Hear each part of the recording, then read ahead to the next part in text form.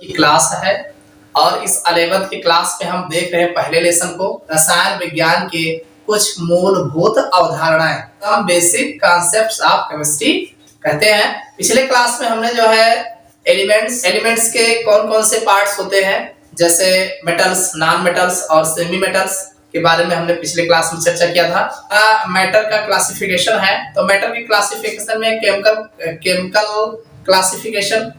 Classification में elements और compounds and mixture. तो हमने एलिमेंट्स को पिछले क्लास में देख लिया। अब इस क्लास में जो है हम कंपाउंड्स के बारे में चर्चा करेंगे। अगर आप लोग नए हैं तो इस चैनल को सब्सक्राइब कर लीजिए ताकि अगली वीडियो जो हो उसका नोटिफिकेशन आपको मिल सके, और कृपया करके वीडियो को लाइक जरूर कर दीजिएगा। और अगर आपका कोई सजेशन हो तो कमेंट बॉक्स में आप जो है कमेंट करके बता सकते हैं। केमिस्ट्री सब्जेक्ट से रिलेटेड कोई भी अगर जानकारी आपको लेनी हो तो आप कमेंट बॉक्स में कमेंट करके जो है संपर्क कर सकते हैं। देखिए, हम बात कर रहे थे कंपाउंड्स, जिसे हम यौगिक कहते हैं। अब यौगिक क्या होते हैं? तो यौगिक होते हैं, इन्हें हम सामान्य भौतिक विधियों द्वारा जो है अलग नहीं किया जा सकता, जबकि रासायनिक विधियों द्वारा अलग किया जा सकता है। यानी यौगिक वह पदार्थ होता है जिसे हम सामान्य भौतिक विधियों द्वारा जो है अलग नहीं किया जा सकता है, जबकि रासायनिक विधियों द्वारा अलग किया जा सकता है। तथा दो या दो से अधिक तत्वों को, जैसे दो या दो से अधिक एलिमेंट्स को आपस में एक निश्चित अनुपात में रासायनिक क्रिया द्वारा या रासायनिक संयोग द्वारा आपस में मिलाने पर जो बनता है उसे हम यौगिक कहते हैं। Compounds are the substance that can be decomposed by chemical means into two or more elements, but not by physical method।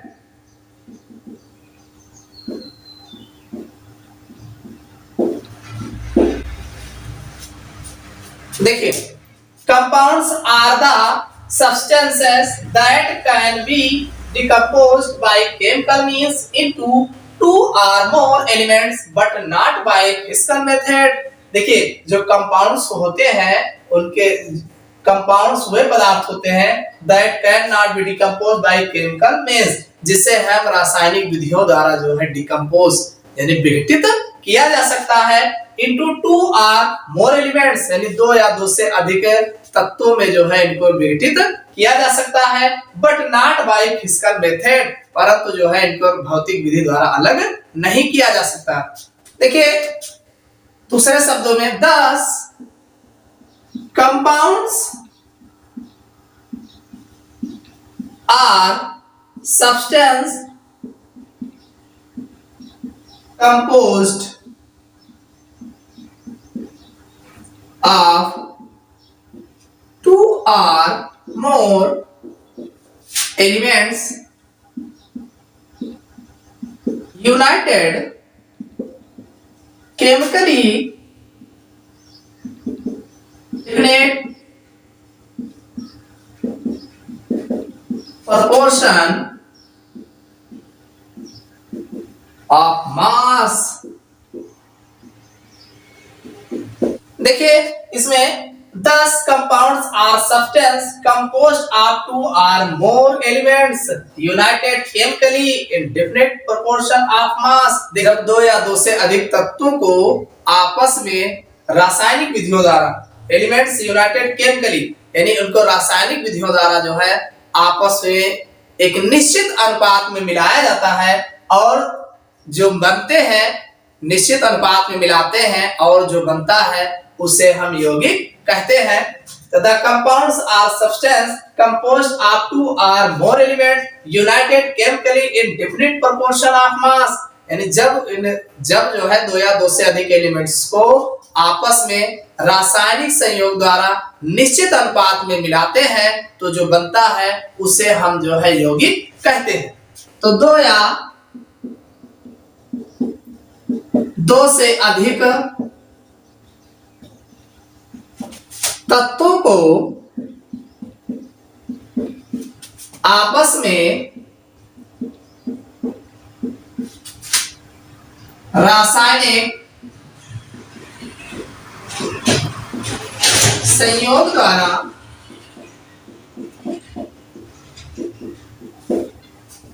मिलाने पर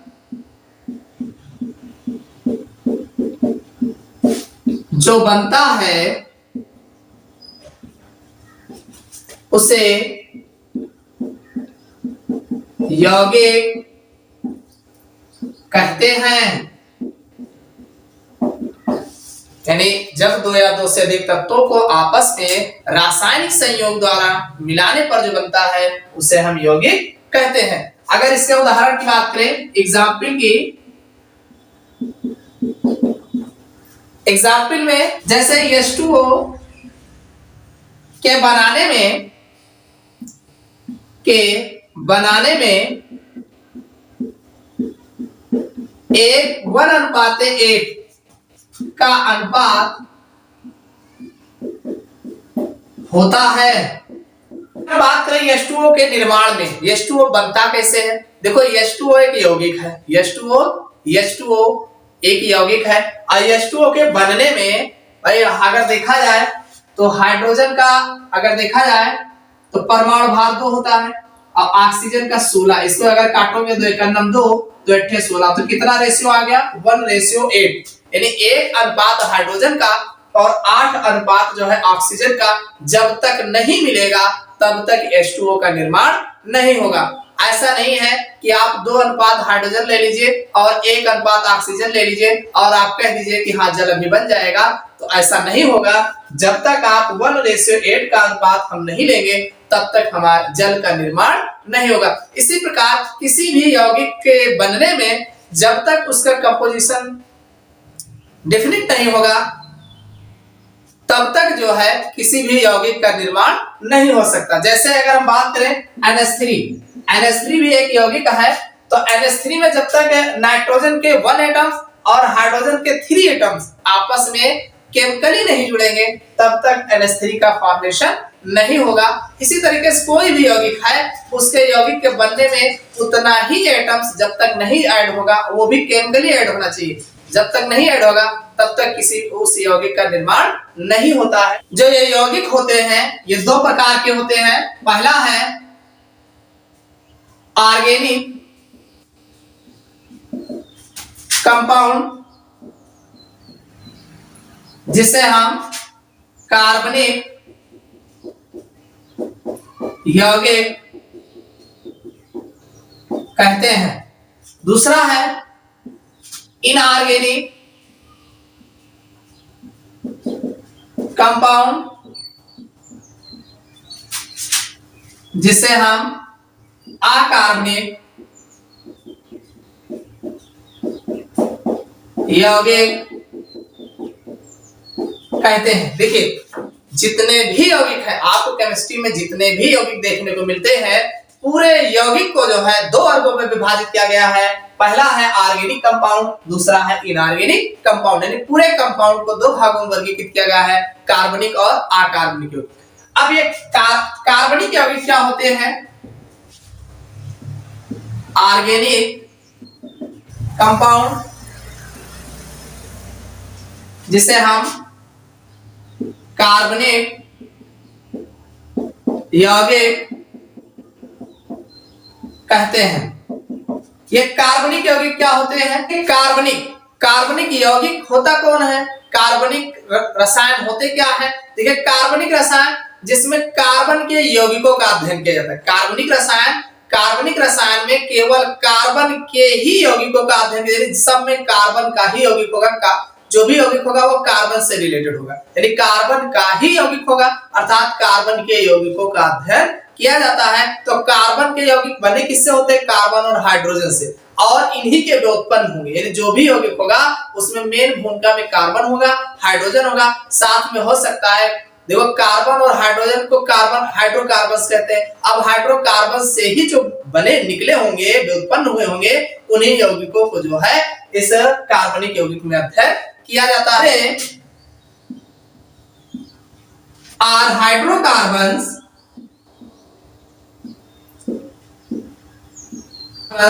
and their derivatives such as CH4, C2H4, C2H2, C2H6, C6H6, C2H5OH, C6H12O6 etc।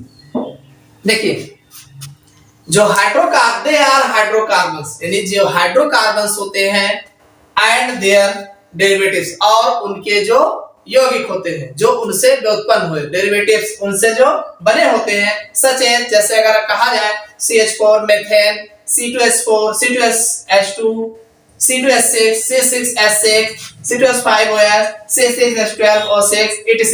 इस प्रकार देखिए, सब में आपको क्या दिख रहा है? कार्बन ही तो दिख रहा है, कार्बन हाइड्रोजन, और इसमें ऑक्सीजन दिख रहा है, कार्बन हाइड्रोजन और ऑक्सीजन, कुल मिला के कार्बन हाइड्रोजन ऑक्सीजन नाइट्रोजन, कुल मिला के मेन भूमिका में कौन होगा? कार्बन होगा। तो कार्बन के ही यौगिकों का अध्ययन जो है किया जाता है। अगला है इनऑर्गेनिक कंपाउंड। अकार्बनिक यौगिक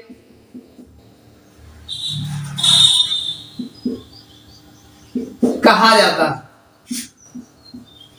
देखिए, अगला है अकार्बनिक रसायन, अकार्बनिक यौगिक। तो अकार्बनिक यौगिक कौन होते हैं? देखो, जितने भी यौगिक है कार्बन के यौगिकों को छोड़ दीजिए, जैसे जिसमें इसमें जो है कार्बनिक यौगिक में कार्बन के ही यौगिक का अध्ययन किया जाता है, बाकी इनको छोड़ करके जितने भी केमिस्ट्री में यौगिक है उन सब का अध्ययन जो है अकार्बनिक यौगिक के अंतर्गत किया जाता है। Compounds other than organic such as KCl, H2O, S3 etc। देखिए, कार्बन के यौगिकों को छोड़कर बाकी सब का अध्ययन जो है अकार्बनिक यौगिक के अंतर्गत किया जाता है। जैसे दिया है कंपाउंड्स अदर देन ऑर्गेनिक, यानी ऑर्गेनिक कंपाउंड्स को छोड़ करके, सच as KCl, H2O, NH3 etc। यानी H2O हो, चाहे KCl हो, चाहे NH3 हो, चाहे H2SO4 हो, चाहे HNO3 हो, यानी सब का अध्ययन जो है हम अकार्बनिक रसायन यौगिक के अंतर्गत किया। जिनमें जिनमें होता है सब को जो है कार्बनिक यौगिक नहीं होते हैं। देखो, कार्बन के यौगिक जो हाइड्रोजन के साथ होते हैं, हाइड्रोकार्बन, जैसे कुछ कार्बन के यौगिक ऐसे होते हैं जिनमें वो कार्बन होता है लेकिन वो ऑर्गेनिक कंपाउंड्स नहीं कहलाते हैं। जैसे मेटल कार्बोनेट, देखो जो मेटल धातु कार्बोनेट्स होते हैं, मेटल कार्बोनेट्स होते हैं, ये भी ऑर्गेनिक कंपाउंड्स नहीं कहलाते। साइनाइड्स, अब जैसे साइनाइड्स होता है Cn, उसमें भी साइनाइड समूह में Cn होता है। तो आप कहिए कि ये साइनाइड्स भी जो है, जैसे हाइड्रोजन साइनाइड, ठीक है, पोटेशियम साइनाइड, तो आप कहिए हाइड्रोजन साइनाइड, पोटेशियम साइनाइड भी ऑर्गेनिक यौगिक है। तो ये ऑर्गेनिक यौगिक नहीं होते हैं, ये अकार्बनिक यौगिक, इनऑर्गेनिक यौगिक में अध्ययन किए जाते हैं। अब हम बात करेंगे stoichiometric compounds and non stoichiometric compound. देखिए, हम बात कर रहे हैं stoichiometric and non stoichiometric compounds, यानी अब कंपाउंड्स की ही चर्चा चल रही है तो इनको भी देख लिया जाए। Stoichiometric compounds and non stoichiometric compounds क्या होते हैं? तो सबसे पहले हम बात करेंगे स्टाइक्योमेट्रिक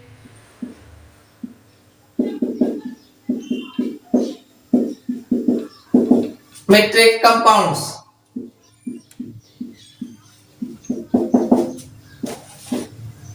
स्टाइक्योमेट्रिक कंपाउंड्स क्या होते हैं? स्टाइक्योमेट्रिक कंपाउंड्स को आनुपातिक यौगिक, स्टाइक्योमेट्रिक कंपाउंड्स को अनुपातिक यौगिक कहा जाता है। अनुपातिक यौगिक, तो अनुपातिक यौगिक क्या होते हैं भाई? जिनमें एलिमेंट्स जो होते हैं एक रेशियो में होते हैं, एक अनुपात में होते हैं। जब तत्वों का संगठन जो जुड़ा होता है, कंपोज हुआ होता है, तो कंपोजिशन में जो एलिमेंट्स जुड़े होते हैं वो एक रेशियो में होते हैं, अनुपात में होते हैं, तो उन्हें हम अनुपातिक यौगिक कहते हैं। दोस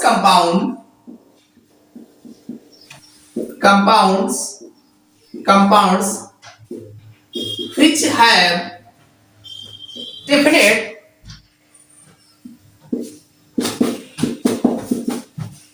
atomic composition and as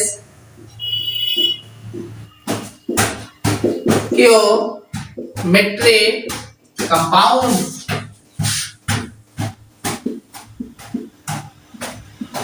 देखिए, those compounds which have definite atomic composition are referred as stoichiometric compounds। देखिए, ऐसे यौगिक जिनमें डेफिनेट एटॉमिक कंपोजिशन, जो एटम्स होते हैं, एटम्स जो जुड़े होते हैं, वो डेफिनेट एटॉमिक कंपोजिशन यानी डेफिनेट कंपोजिशन यानी उनका जुड़ने का जो रेशियो है वो अनुपातिक होना चाहिए, डेफिनेट होना चाहिए, अनुपातिक। रेफर्ड एज ऐसे यौगिकों को हम जो है स्टाइक्योमेट्रिक कंपाउंड्स कहा जाता है। यौगिक जिनका तात्विक यानी जो तत्व होते हैं, तत्वों का संगठन जो है निश्चित होता है, ऐसे यौगिकों को हम जो है स्टाइक्योमेट्रिक जो है कंपाउंड कहा जाता है। जैसे अगर हम एग्जांपल से बात करें, फॉर एग्जांपल से बात करें, जैसे NH3 H2O CH4 ATC, यानी ये सब अनुपातिक होते हैं। इनमें जो नाइट्रोजन या हाइड्रोजन का अनुपात होता है, एक रेशियो में होता है। जैसे अगर देखा जाए तो 3 एटम्स इनके हैं, 1 एटम्स इनके हैं, 2 एटम्स हाइड्रोजन के, 1 एटम्स इसके, इनके एक रेशियो होते हैं, अनुपातिक होते हैं। अगला नॉन स्टाइक्यो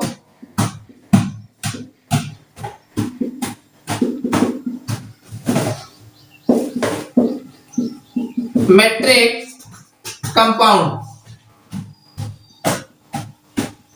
या इसी को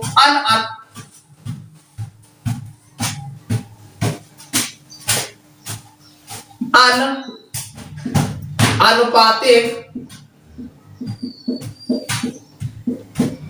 यौगिक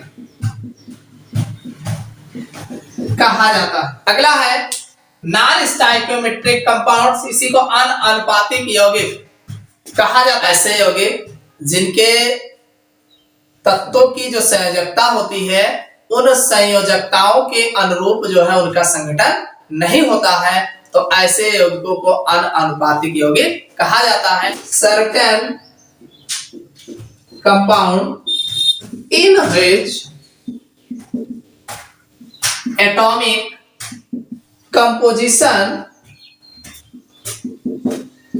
is variable and is not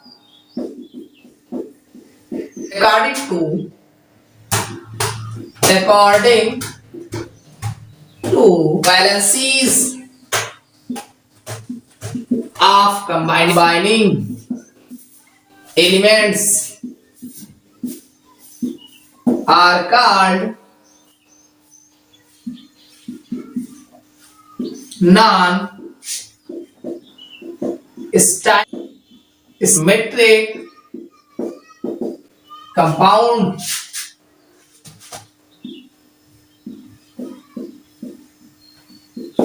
अनुपातिक यौगिक non-stoichiometric compounds, certain compound in which atomic composition is variable and is not according to valencies of combining elements are called non-stoichiometric compounds। देखिए इस प्रकार के जो यौगिक होते हैं atomic composition is variable and is not according to valencies, यानी इनके जो तत्वों के यौगिक जो तत्व होते हैं जो जुड़े होते हैं वो संयोजकता के अनुरूप नहीं जुड़ते हैं, संयोजकता के अनुरूप नहीं होते हैं। कंबाइनिंग एलिमेंट्स आर कॉल्ड, और इस जब वो संयोजकता के अनुरूप नहीं लगे होते हैं, नहीं जुड़े होते हैं, कंपोज्ड नहीं हुए होते हैं, तो उन्हें हम अनअनुपातिक जो है कंपाउंड यौगिक कहा जाता है। यौगिक जिनका तात्विक संगठन जो संयोग करने वाले और संयोजकताओं के अनुरूप नहीं होता है तो उन्हें हम अनअनुपातिक यौगिक कहा जाता है। जैसे अगर देखिए इस प्रकार के वह यौगिक होते हैं जिनमें जो तत्व एलिमेंट्स जुड़ रहे होते हैं वो अपने जुड़ने में जो है वो संयोजकताओं के अनुरूप जो है नहीं जुड़े होते हैं, तो उसे हम अनअनुपातिक, देखिए वो अनुपात में नहीं जुड़े होते, संयोजकता के अनुरूप में नहीं होते हैं, तो उसे हम अनअनुपातिक यौगिक कहा जाता है। जैसे अगर देखा जाए एग्जाम्पल के तौर पे जैसे Cu 1.7 S Fe 0.98 O etc। देखिए CuS FeO अगर इन दोनों में देखा जाए तो ये Cu देखिए S का तो वैलेंसी है लेकिन Cu जो है 1.7, यानी ये दोनों जुड़ने में 1.7, देखो पॉइंट का मामला है यहाँ पे, तो पॉइंट का अनुपात है।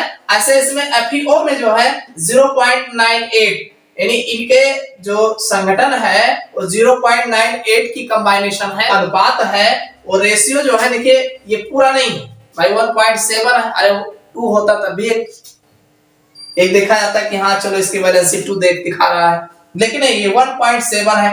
ऐसे FeO है तो FeO में 0.98 की जो है वैलेंसी जो है रिप्रेजेंट कर रहा है। तो इस तरीके से इनका जो अनुपात है वो अनुपात जो है डिफिनिट नहीं है, इसीलिए नॉन स्टोइकियोमेट्रिक कंपाउंड्स कहे जाते हैं, अनअनुपातिक यौगिक कहे जाते हैं। ऐसे यौगिक आपको कम देखने को मिलेंगे, ज्यादातर आपको अनुपातिक ही मिलेगा। आप जो पढ़ते हैं ज्यादातर अनुपातिक, लेकिन ये जानना आवश्यक है कि ये अनुपातिक में होता है और ये अनअनुपातिक में होता है। अनअनुपातिक यौगिक आपको कहां देखने को ज्यादातर मिलेंगे, किन एलिमेंट्स में ज्यादा देखने को मिलेंगे, वो सल्फाइड और ऑक्साइड। देखो यहाँ ऑक्सीजन लगा है तो ये ऑक्साइड्स है, और ये डी ब्लॉक एलिमेंट्स में आपको ज्यादातर देखने को मिलेंगे। डी ब्लॉक एलिमेंट्स में जो है अब ये देखिए Fe और C ये दोनों डी ब्लॉक एलिमेंट्स है, तो इनके जो ऑक्साइड्स हैं, जैसे ऑक्साइड जो ऑक्सीजन से संयोग किए होते हैं उन्हें ऑक्साइड्स बोलते हैं, और जो सल्फर से संयोग किया होगा उसे सल्फाइड बोलते हैं। तो ये अनअनुपातिक यौगिक जो है आपको ऑक्साइड्स और सल्फाइड में देखने को ज्यादातर मिलेंगे, और वो भी डी ब्लॉक के साथ, यानी डी ब्लॉक एलिमेंट्स के साथ वो जब जुड़े होंगे तो उसी में आपको देखने को मिलेंगे। अगला है हमारा मिक्सचर।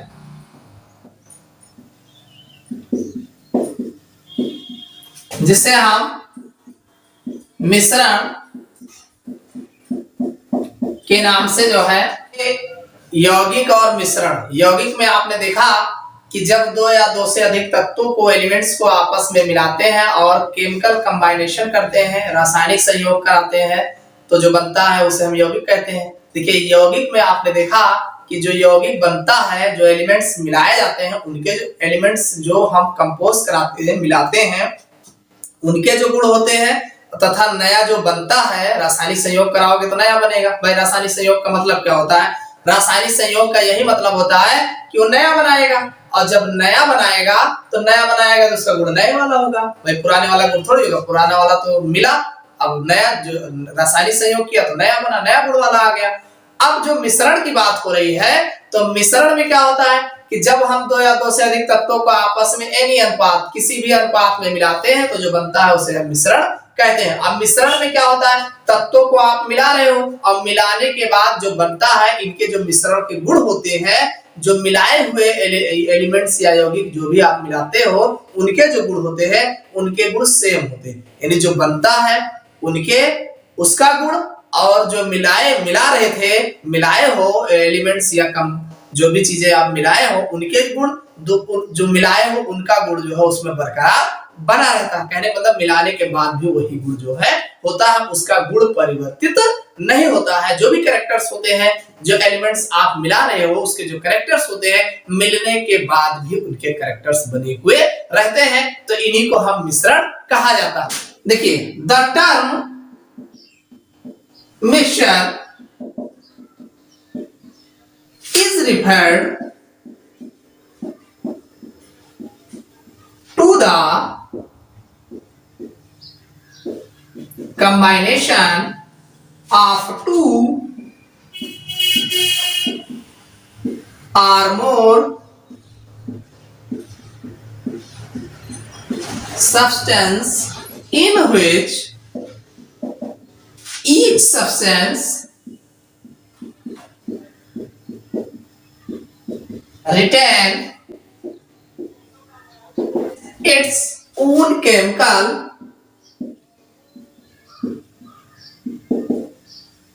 properties. One most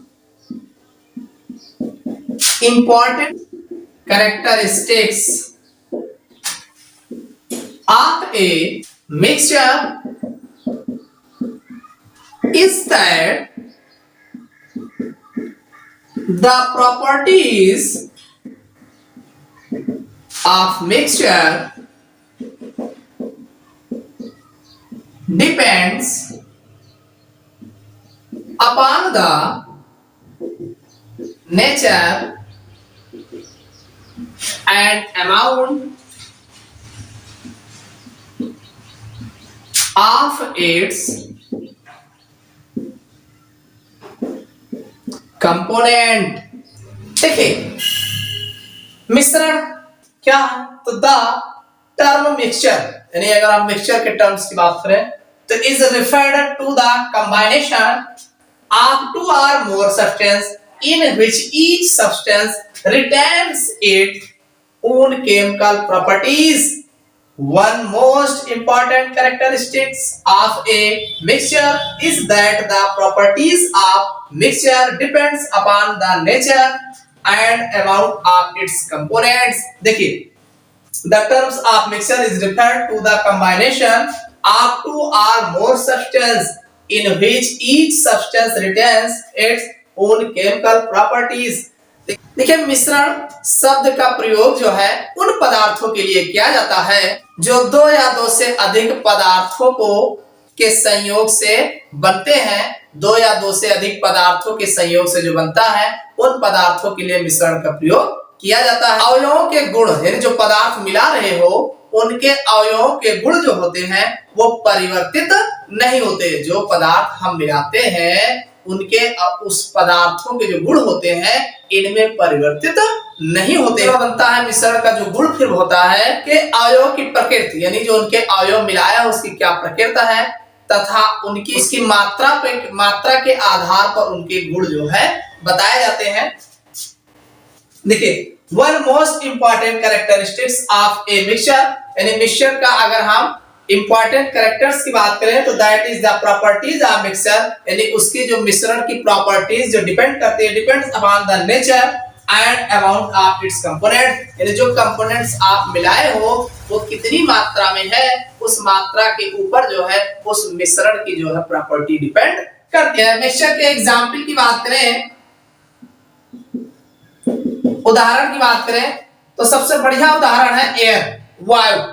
आप जानते हैं वायु में बहुत सारी गैसें हैं। कौन कौन सी गैसें हैं? वायु में जो मिक्सचर होते हैं कौन कौन सी गैसें हैं? एक तो N2 है, O2 है, H2O है और CO2 है। अगर हम वायु की बात करें, वायु एयर, तो एयर में जो मिक्सचर किस हिस्सा है? नाइट्रोजन गैस है, ऑक्सीजन गैस है और H2O जलवाष्प है और कार्बन डाइऑक्साइड। इन सभी गैसों का जो है मिश्रण होता है वायु। रेत और अन्य Cl को आपस में मिलाते हैं तो जो बनता है ये भी मिश्रण का ही एग्जाम्पल है। ऐसे बहुत सारे आपको मिश्रण है, चीनी और पानी का मिश्रण, नमक और जल का मिश्रण, ऐसे बहुत सारे मिश्रण होंगे जो मिश्रण की श्रेणी में रखे गए हैं। देखो, मिश्रण को दो भागों में विभाजित किया गया है पहला है होमोजीनियस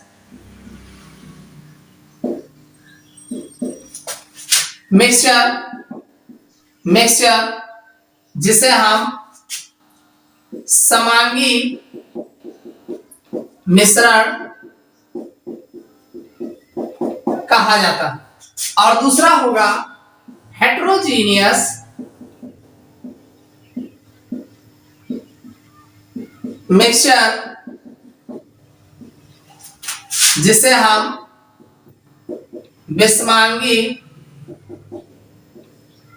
मिश्रण कहा जाता है। देखो मिश्रण को जो है दो कैटेगरी में डिवाइड किया गया है, एक होमोजीनियस मिक्सचर और दूसरा हेट्रोजीनियस मिक्सचर। तो पहला हम देखते हैं होमोजीनियस मिक्सचर जिसे समांगी मिश्रण कहा गया है। इन दिस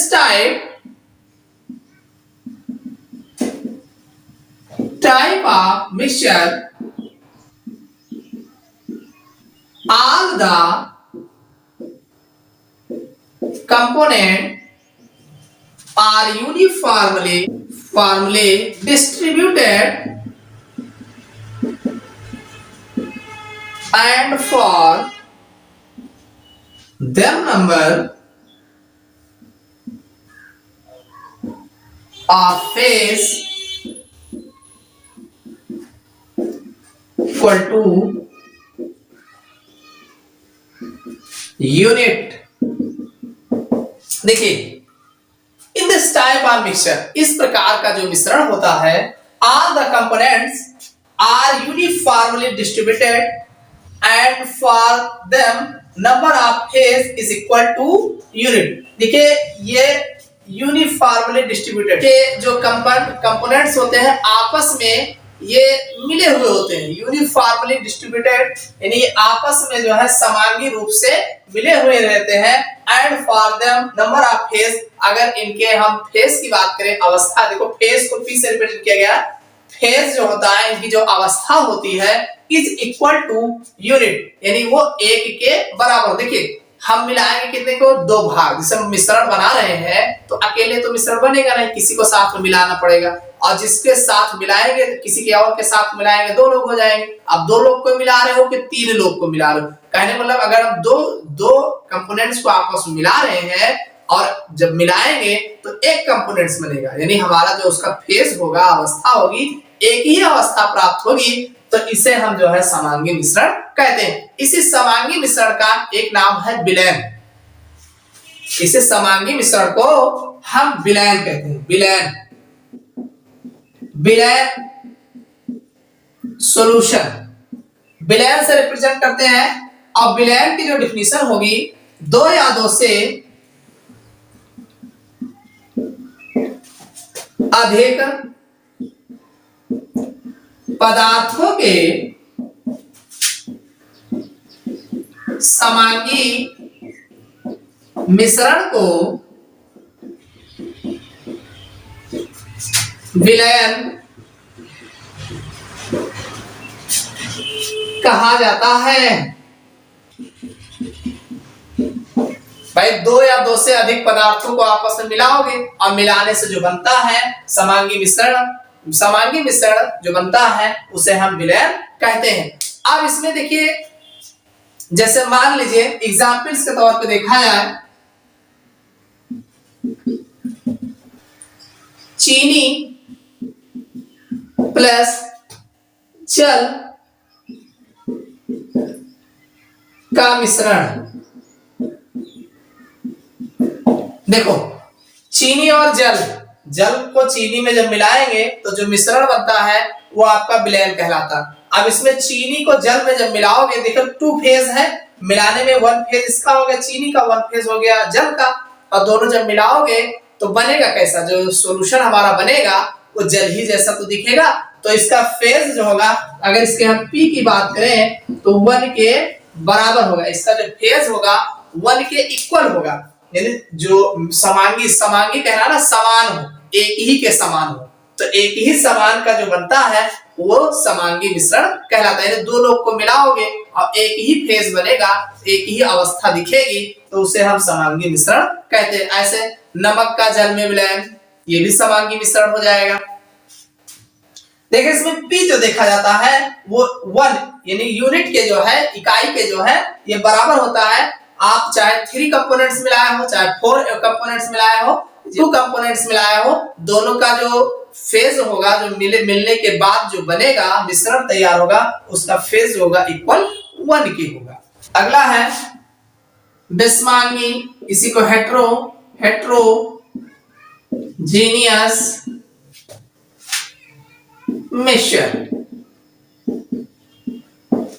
इसी को बिस्मांगी मिश्रण।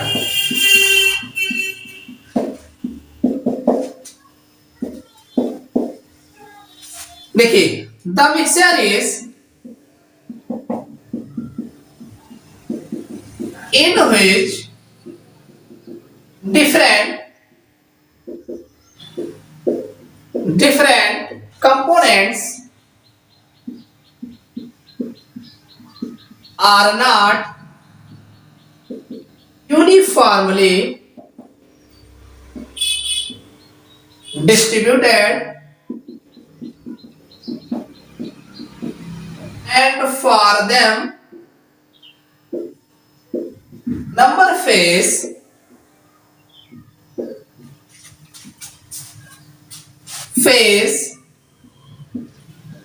P is greater than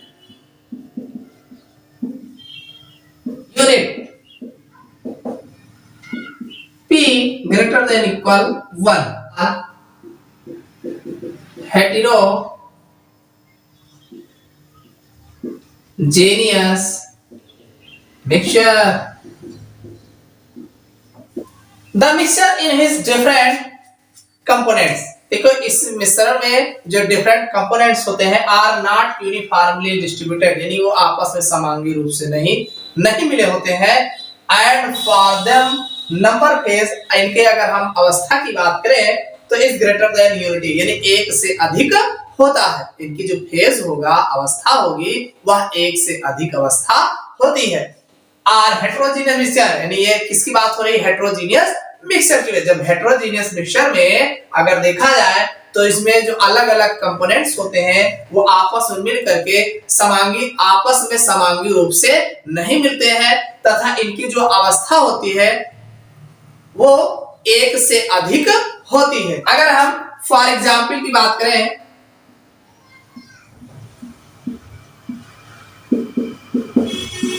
mixture of salt and sand। देखिए अगर हम नमक और बालू, रेत, यानी रेत और नमक दोनों को आपस में मिलाते हैं। देखो नमक और रेत को जब मिलाओगे तो मिलाने के बाद उस मिश्रण जो बनेगा उसमें दोनों कंपोनेंट्स आपको दिखाई देंगे, यानी नमक भी होगा और मिश्रण भी होगा, नमक भी होगा और रेत भी होगा, और दोनों कंपोनेंट आप चूंकि आप उसको हाथ में लेके देखोगे तो दोनों दिखेंगे, तो उसका P जो होगा इक्वल 2 होगा। भाई इसमें 2 कंपोनेंट्स मिलाए हैं तो P इक्वल 2 होगा, यानी दोनों कंपोनेंट्स दिख रहा है। इसी तरीके से अगर आप 3 कंपोनेंट्स मिलाए होंगे और तीनों उसमें आपको दिख रहे हो, जैसे आप मकान बनाने में जो कंपोनेंट्स यूज किए जाते हैं, जैसे जिससे जो है ईंट को जोड़े जाते हैं, उसमें क्या क्या होता है? कंक्रीट होता है, सीमेंट होता है, रेत होता है। तो इन भाई सीमेंट, रेत और इन सब का जो आपस में मिला के बनता है उसे हम जो है मिक्सचर कहते हैं। क्योंकि सीमेंट, रेत और कंक्रीट 3 चीजें मिलाए हो तो उसका फेज जो होगा इक्वल 3 होगा। तो इसी तरीके से जो बिस्मांगी मिश्रण होते हैं, ये जो हेट्रोजीनियस मिक्सचर होते हैं, इनमें जितने कंपोनेंट्स होते हैं उतना उनका फेज होता है और ये आपस में मिलते हैं। तो इनके देखो, अब इन दोनों को अगर आप सैंड और साल्ट को मिलाओगे तो क्या इनकी नई प्रॉपर्टी बनेगी? नई प्रॉपर्टी नहीं बनेगी, वही पुरानी जो सैंड और साल्ट की प्रॉपर्टी होगी वही मिक्सचर की प्रॉपर्टी जो है उसी के ऊपर डिपेंड करती है। तो ये आपका था हेटेरोजीनियस मिक्सचर